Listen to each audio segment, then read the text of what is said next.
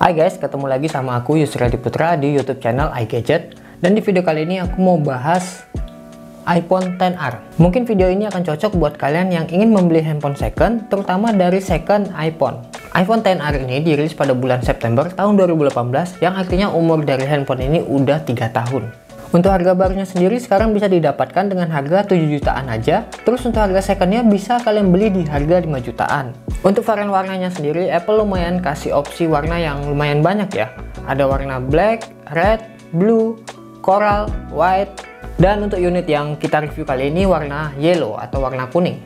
Untuk desainnya iPhone ya gini-gini aja ya, nggak terlalu banyak ada perubahan pada desainnya. Build quality-nya solid dengan bahan material kaca untuk backdoornya dan dibalut dengan aluminium untuk frame sampingnya. Ya intinya sih desain dari iPhone XR ini menurut aku udah bagus. Khasnya dari Apple lah, enak dipandang dan juga nyaman digunakan menggunakan satu tangan. Dengan layar 6,1 inci dan dengan aspek rasio 19,5 banding 9. Dan iPhone XR ini punya kualitas warna yang cukup bagus menurut aku, walaupun resolusinya nggak sampai Full HD+. Dan untuk panelnya sendiri, iPhone XR ini menggunakan teknologi panel Liquid Retina IPS LCD yang beresolusi XD. Cuma yang sedikit mengganggu ada pada bagian notch atau poni yang cukup lebar, juga pada bezelnya yang masih cukup tebal. Jadi ketika kita bermain game ataupun nonton film, lumayan sedikit mengganggu sih. Lalu untuk kualitas speakernya juga udah cukup bagus, apalagi iPhone XR ini menggunakan dua stereo speaker yang ada di atas dan di bawah. Buat dengar lagu, nonton film, dan juga main game udah cukup nyaman menurut aku. Dan untuk kualitas dari speakernya, kalian bisa simak aja video berikut ini.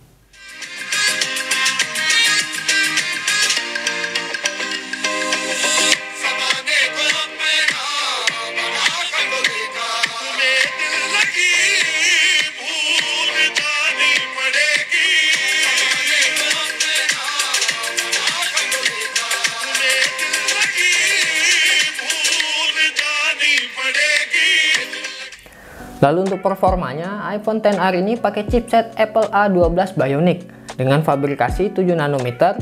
Untuk jaringannya sendiri cuma bisa single SIM menggunakan nano SIM. Dan support jaringan hingga 4G aja, belum sampai 5G. Dan untuk unit yang kita review kali ini menggunakan RAM 3GB dengan internal 64GB. Dan nggak bisa diperluas lagi menggunakan microSD. Tapi kalau kalian merasa internalnya kecil, kalian bisa beli varian RAM yang lebih besar, karena ada beberapa opsi varian RAM yang diberikan sama Apple. Dari 64GB yang terkecil hingga 512GB yang terbesar. Yang tentu aja makin besar kapasitasnya, makin besar pula harganya.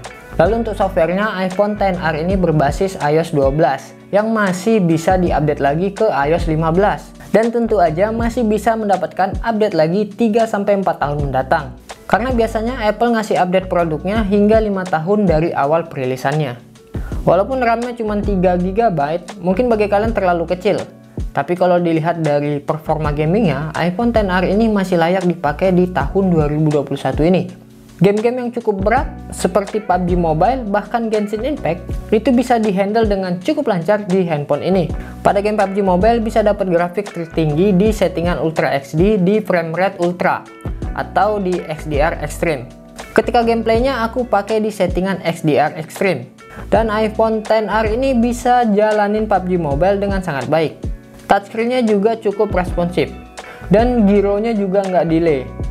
Kemudian kalau kita coba main Genshin Impact, iPhone XR ini juga bisa jalanin game ini dengan cukup baik. Untuk settingan awalnya bisa dapat medium. Tapi ketika aku ubah ke rata kanan dengan 60 fps, iPhone XR ini ternyata masih bisa jalanin dengan cukup baik.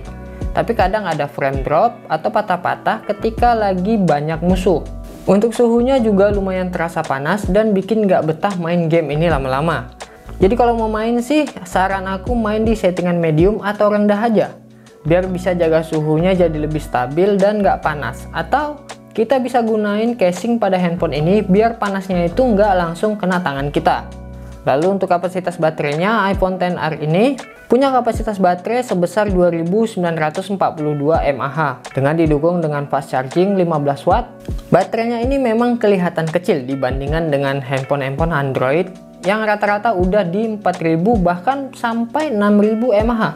Tapi untuk pemakaian aku pribadi secara normal, handphone ini mampu bertahan seharian dengan SOT 5-6 jam pemakaian. Estimasinya kayak gini, pagi hari dengan kondisi baterai full, nanti di sore hari sekitar jam 4 atau 5 sore baru dicas lagi. Dan itu biasanya ninggalin baterai di 10%. Oh ya, untuk baterai health-nya di iPhone XR ini udah berkurang hingga 88%. Tapi selama baterai health-nya masih di atas 80%, baterai health iPhone masih bisa dikatakan sehat. Jadi ini nggak masalah buat aku pribadi. Sedangkan untuk ngisi dari 10 hingga 100% butuh waktu hampir 1 jam. Dan menurut aku untuk kapasitas baterainya cukup awet walaupun cuman punya kapasitas sebesar 2942 mAh. 30 menit main PUBG Mobile dengan settingan XDR Extreme, suhu handphone ini lumayan terasa hangat dan baterainya berkurang sekitar 12%. Lalu 30 menit main Genshin Impact dengan settingan rata kanan. Suhu handphone ini terasa panas dan nggak nyaman buat dipegang. Baterainya berkurang sebesar 18%. Karena settingan yang dipakai termasuk tinggi, makanya baterainya cepat terkuras. Jadi kalau kalian mau iPhone kalian hemat baterainya ketika main game, ya kalian harus mainnya di settingan rendah aja sih.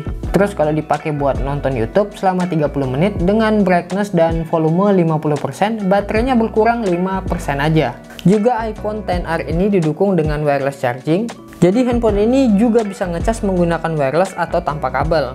Oh ya, iPhone XR ini juga punya IP rating 67 yang artinya bisa bertahan terhadap tekanan air dan debu pada kedalaman lebih dari 1 meter dalam waktu 30 menit. Lalu ke bagian kameranya, di mana iPhone XR ini hanya punya satu kamera di belakang dan di depan. Untuk kamera di belakang punya 12 megapiksel dengan bukaan f1.8, yaitu kamera wide, dan dilengkapi dengan quad LED dan dual tone flash yang bisa rekam gambar hingga resolusi 4K di 60 fps, dan juga sudah dilengkapi dengan optical image stabilization. Jadi untuk kebutuhan vlog ataupun YouTube ini akan sangat berguna sekali.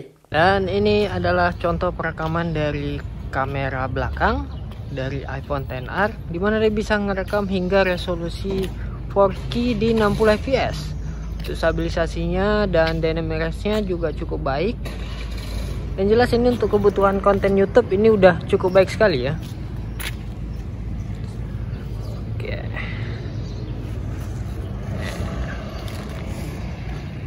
Kita makan? Nggak usah.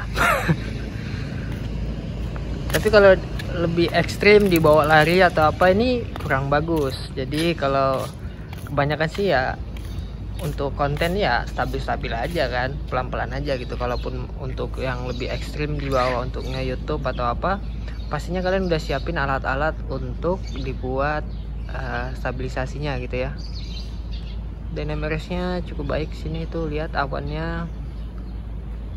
Oke, jadi kayak gitu aja videonya.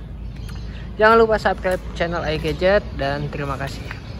Lalu untuk kamera depannya, kamera selfie punya 7 megapiksel dengan bukaan f2.2 yang didukung dengan lensa biometrik 3D untuk fitur Face ID-nya. Dimana untuk membuka handphone ini kita disajikan dengan fitur Face ID yang respon dan akurasinya itu sangat baik. Lalu untuk kamera depannya bisa rekam gambar di resolusi Full HD 1080 di 60 fps. Oke, ini adalah salah satu contoh perekaman dari kamera iPhone XR, dimana dia bisa ngerekam hingga resolusi Full HD di 60 fps. Untuk stabilisasinya menurut aku cukup baik. Kalau dipakai buat ngevlog atau dibikin konten buat TikTok ini udah bisa dipakai sih. Tapi kalau dipakai untuk lari sambil buat konten yang agak lebih ekstrim lagi, kayaknya nggak bisa. Tuh kan, terlalu goyang. Juga dynamic range-nya menurut aku gimana nih? Kalau di sini lumayan bagus, cuman muka kita agak sedikit gelap. Oke, kayak gitu sih nampak awannya. Terus juga bisa balik lagi, agak hilang jadinya. Ya, makanya aku bilang lumayan bagus. Kurang lebih kayak gini lah untuk kamera depannya. Untuk audionya gimana nih? Kalian bisa nilai, tulis di kolom komentar ya, kira-kira gimana nih untuk audionya, untuk dynamic range-nya, untuk stabilisasinya. Tulis di kolom komentar. Terima kasih. Untuk hasil-hasilnya menurut aku ini masih sangat bisa diandalin bahkan di tahun 2021 sekalipun.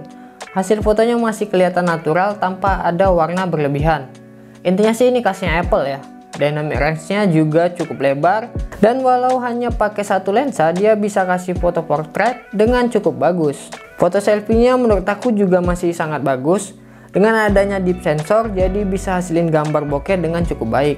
Untuk foto malamnya menurut aku juga bisa diandalin, tapi jika dengan cahaya yang cukup. Karena di iPhone XR ini tidak disediakan dengan night mode. Untuk hasil-hasilnya aku juga cukup puas dengan kualitasnya pada foto malam harinya. Dan kesimpulannya menurut aku sih handphone ini layak dipakai di tahun 2021 ini. Dari segi performanya jelas handphone ini masih sanggup buat jalanin game-game berat dengan cukup baik. Dan untuk kualitas kameranya juga masih cukup bisa diandalin bahkan di tahun 2021 sekalipun. Cuman yang sedikit mengganggu ada pada bagian notch atau poni yang cukup lebar. Juga ada pada bezelnya yang masih cukup tebal.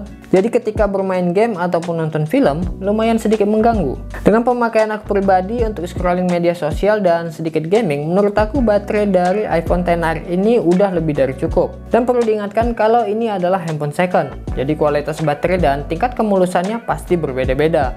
Untuk unit yang aku review ini udah cukup bagus menurut aku ya. Oke, jadi segini dulu videonya. Dan tulis di kolom komentar pendapat kalian tentang iPhone XR ini. Like video ini kalau kalian suka dan sampai jumpa lagi di next video.